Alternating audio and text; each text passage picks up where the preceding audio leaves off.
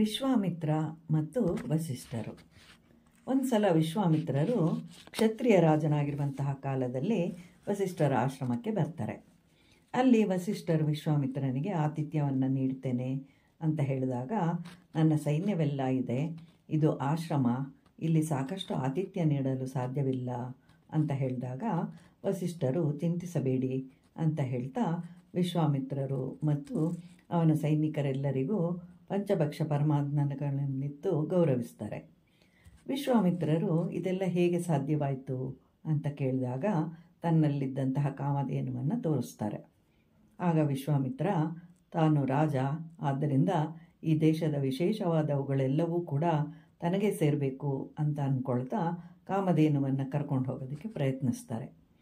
ಆಗ ವಸಿಷ್ಠರು ದಿಕ್ಕು ಕಾಣದೆ ಸುಮ್ಮನಿರುವಾಗ ಕಾಮಧೇನುವೇ ಅವರನ್ನು ಪ್ರಶ್ನಿಸುತ್ತೆ, ನಿನ್ನ ಆಶ್ರಮದಲ್ಲಿ ನನಗೆ ಅತ್ಯಂತ ಪ್ರೇಮ ಲಭಿಸಿದೆ, ಆದರೆ ಈಗ ಏನೂ ಮಾಡದೆ ಏಕೆ ಸುಮ್ಮನಿರುವೆ ಅಂತಂದಾಗ ವಸಿಷ್ಠರು, ನಾನು ಬ್ರಾಹ್ಮಣ, ಅವನು ಕ್ಷತ್ರಿಯ, ಅವನ ಬಲದ ಮುಂದೆ ನನ್ನ ಶಕ್ತಿ ಸಾಲದು ಅಂತ ಹೇಳಿದಾಗ ಕಾಮಧೇನುವು, ಕ್ಷತ್ರಿಯ ಬಲಕ್ಕಿಂತ ಬ್ರಾಹ್ಮಣ ಬಲವೇ ಹೆಚ್ಚು, ನೀನೇ ಒಂದು ಸಲ ಆಲೋಚನೆಯನ್ನು ಮಾಡು ಅಂತ ಹೇಳಿದಾಗ ಕೂಡಲೇ ವಸಿಷ್ಠರು ಆಲೋಚಿಸಿ ಕಾಮಧೇನುವಿಗೆ ನೀನೇ ಸೈನ್ಯವನ್ನು ಸೃಜಿಸು ಅಂತ ಹೇಳ್ತಾರೆ.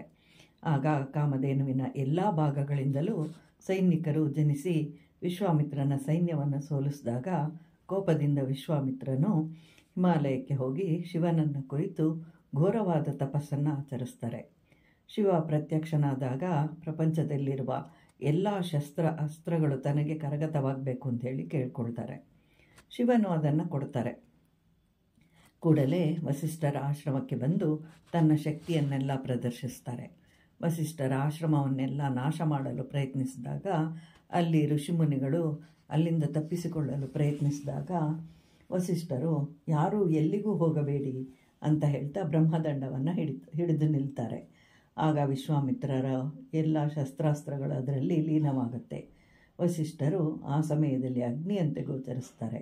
ಆಗ ದೇವತೆಗಳೆಲ್ಲರೂ ಅಲ್ಲಿಗೆ ಬಂದು ವಸಿಷ್ಠರನ್ನು ಪ್ರಾರ್ಥಿಸ್ತಾ ವಿಶ್ವಾಮಿತ್ರನು ಸೋತಿರುವನು, ತಾವು ಶಾಂತರಾಗಿ ಅಂತ ಹೇಳಿ ಕೇಳ್ಕೊಳ್ತಾರೆ.